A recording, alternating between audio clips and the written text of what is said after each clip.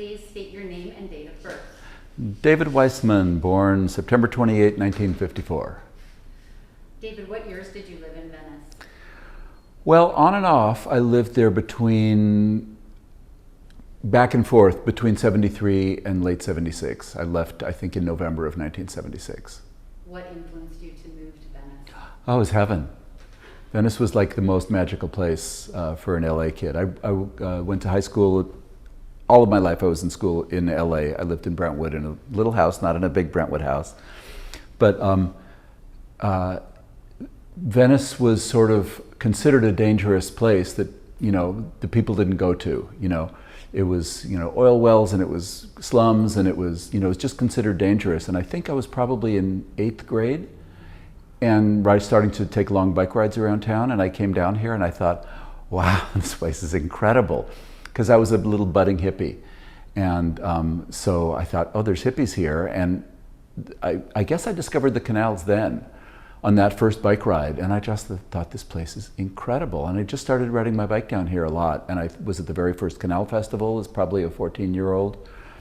And so there was really no place else to go. I mean, I was dying to live here.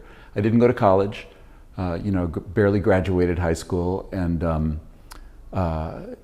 yeah, I just wanted to live in Venice. But again, it came and went in spurts, because there was a period where I lived here maybe for a month and a half first with some friends. And the first actual place that I had for an extended period that was my own place was probably 73. Nobody came, like I was saying, nobody came to Venice except for the locals. And that was sort of what made it so special. We had our own little kind of like secret magic world, and the boardwalk was kind of like the epicenter of life. And you'd go down to Lafayette Cafe in the morning and have breakfast and see lots of people. I mean, this evolved as I was there for a longer period of time. But, it was just our little world, and you would just get to know people from the boardwalk and from the Lafayette, and people met each other. There was a lot of politics going on, and also I was a conga drummer.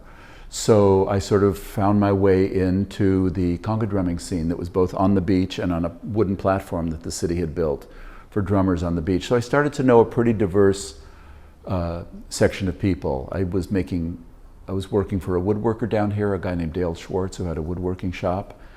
And I was making some stuff of my own down there. I mean, I had 2 older sisters, which I feel very blessed by, because they sort of started bringing the counterculture and the 60s into my life when I was really, really young. And for whatever reason, I had an inclination toward it. I mean, I got exposed to a lot early.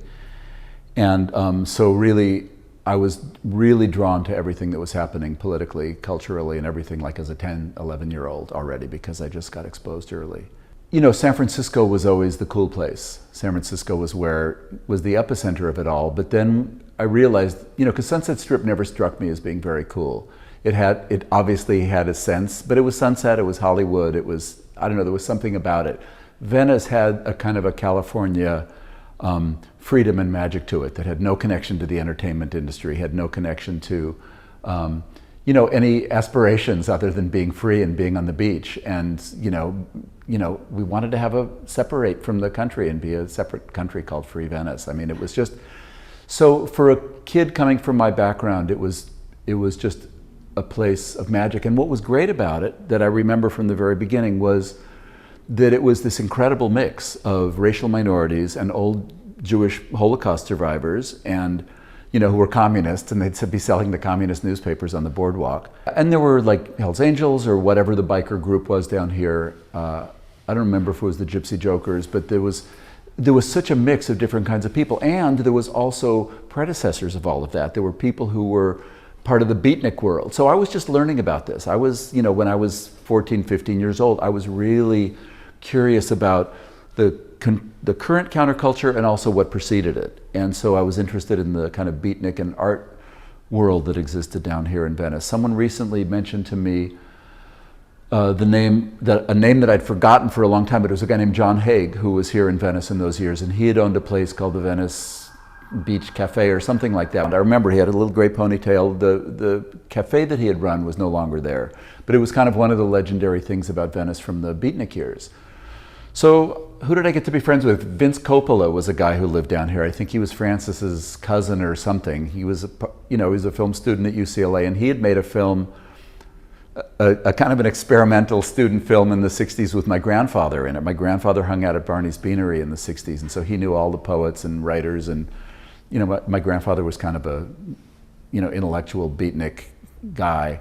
There was a lot of people, feminists and lesbians. It was the early years of the women's movement, so there was this incredible women's energy in Venice that certainly, at least in my world that I lived in, it was really a powerful presence, this sense of the kind of upwelling of women's solidarity and lesbian solidarity, and also the gay guys that I would see on the boardwalk that kind of fascinated me and scared me. And two people who I met very early on here, and this was before I had my own place. I was staying with friends at Market and Riviera, and I was on the front porch and I see these two kind of hippie guys going by holding hands. Now, I had never seen that before. One of them had really big hair like this.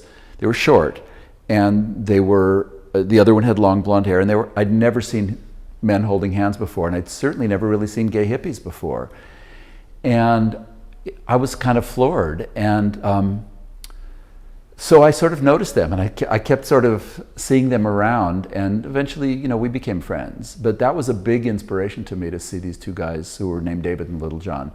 And they were older men. They were probably 24, They were so of course they were sophisticated and knew everything about life, because, I was just a 19-year-old and these were 24-year-olds or something like that. But they were older than me, and I was so amazed to see these gay hippies. And you see them every afternoon on the boardwalk. We'd all be down there smoking pot on a bench. We'd all have our little benches where people would gather, and there would be David and Littlejohn walking by, and we'd say hi and we'd chit chat and stuff, but they were always holding hands, and it was a wonderful experience for me to sort of see that. There were two breakfast restaurants that were the key places in those years, and before I even knew about the Lafayette, I went to New Pars. And probably when I was still in high school, I went to New Pars, and that was the place that I knew of first. And New Pars was just around the corner from the arcades on, what's that, Windward? Yeah, on Windward, and it was just south, and it was really cheap, big breakfasts, and all the freaks went there. And so I probably started going there when I was in high school, or maybe just after. And I don't remember when I discovered the Lafayette, but then slowly my breakfast scene, my morning breakfast crowd, moved to the Lafayette. And the Lafayette was just fantastic. I mean, both places were, but somehow the Lafayette became more like family. What do you remember about Ruby the waitress? Because everyone talks about Ruby. Well, there was two. There was Ruby and Rita, both. And they were both equally deserving of praise and adoration. Ruby was sort of more classic. She would be someone who would be cast in that role on a sitcom. She had a thick Southern accent, and she called everybody honey and dear, but she was dealing with drag queens and bikers and junkies and big lesbians, but she was just an absolute sweetheart. And one of the things on their menu, we've probably heard this before, you could get huevos rancheros. And if you ordered huevos rancheros, either Ruby or Rita, they would say, "You want it doctored."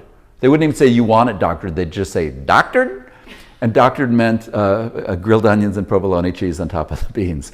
And so I would often get huevos rancheros doctored and a chocolate milkshake for breakfast, and then I'd go potty surfing. But it was just, the jukebox was great. I remember Phoebe Snow was on the jukebox regularly. You'd always hear, a couple Phoebe Snow songs. It was Jimi Hendrix on the jukebox, but it was very much music of the time. And everybody would just keep feeding the jukebox. I don't know if it was a free jukebox. It could have been. They may have just, not had any charges on it. But the whole ambiance. And you'd just go in for breakfast and stay in there for an hour, and Ruby and Rita would be great. And we probably undertipped them terribly, now that I'm older, I realize. But it was but the other thing, besides Ruby and Rita, were Arturo and Fernando, who were the owners. I'm going to get choked up thinking about them. They were these Argentinian brothers. And they were like everybody's dads. I mean, I'm sure people left without paying. Every Thanksgiving, they would do a free Thanksgiving dinner on the boardwalk for poor people. They were just, I don't know if anybody's talked to you about them, but they were wonderful, wonderful, gentle men. And usually both of them were there. Sometimes one of them would be working there. But, it was the four of them. It was Arturo and Fernando and Ruby and Rita. I don't know if anyone else ever worked there besides the four of them. Sometimes, both of the waitresses would be there, sometimes just one. But yeah, it was great going in there in the morning, and you know, kind of, it was when I learned that eating out at breakfast, you had a great time eating, and then 10 minutes later you thought, ugh, why did I eat all that? It was too much food. Could you talk about the Venice Underground freedom fighters? Well, I don't know who came up with that. It may have been me, actually, but it didn't really exist. It was something that sort of, all right, Venice Underground freedom fighters. If I remember correctly, we were standing around smoking pot, probably at sunset, on one of the benches on the boardwalk, which is something we all did pretty regularly. And there was a whole group of us that sort of intermingled. Vince Coppola was part of that group, Elizabeth Sunny Sky, Tita Caldwell, Paula Tobin, I mean, a whole bunch of people. And, you know, we all would sort of talk about that Venice should secede and become an independent nation. That was one of our solutions, is that Venice should become an independent nation called Free Venice. And the other solution was we felt that because we were all so interesting that we should all be supported by the government because we were of such great value to society. Now these are just pot smoking things, you know, but we were radicals and we were hippies, and that overlap was an interesting one. But somebody, and it may have been me, thought we should start an organization, you know, and it was Venice Underground Freedom Fighters, so it was VOOF. So we would say, oh, VOOF, you know, VOOF is getting stoned at the boardwalk this afternoon. It didn't exist and it didn't do anything, but it was like it was, at least in a very small little group of us, it was like, you know, were there any VOOF people down at the boardwalk this afternoon or at Lafayette? Sometimes when I've been asked in years past if I had a spiritual perspective in my life, I would say, well, to the extent that I do, it comes from my first experience taking LSD. And that was my story for many years. And then it struck me like I was not a blank slate when I took LSD. The trip that I had was the way it was because of what I brought to it. And I've sort of realized that about everything. My first time coming to Venice, somehow it spoke to something that was already in me. It didn't create something new. It spoke to something that needed to be found.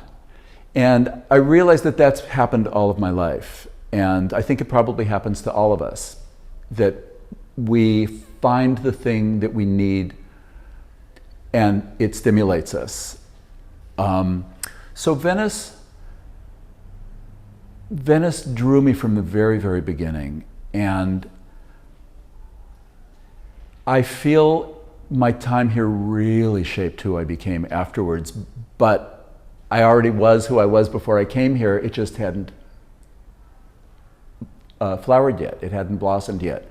But Venice really enhanced my sense of, first of all, the importance of community, certainly being in the thick of the women's movement in Venice was very powerfully influential on me. The gay stuff, the politics, the activism, but all of that mixed with the beach and the boardwalk and the salt air and the free theater. But yeah, Venice, I mean, I really count it as one of the great, you know, good fortunes of my life was living here in those years. And then again, to be so lucky to go from here to late 70s San Francisco, just as the gay liberation movement is really starting to flower. And San Francisco was a really political place. So it was a wonderful transition. But again, I didn't go to college, so to come here as an 18-year-old and to be in and out of here between 73 and 76 was just so hugely formative and nourishing, really.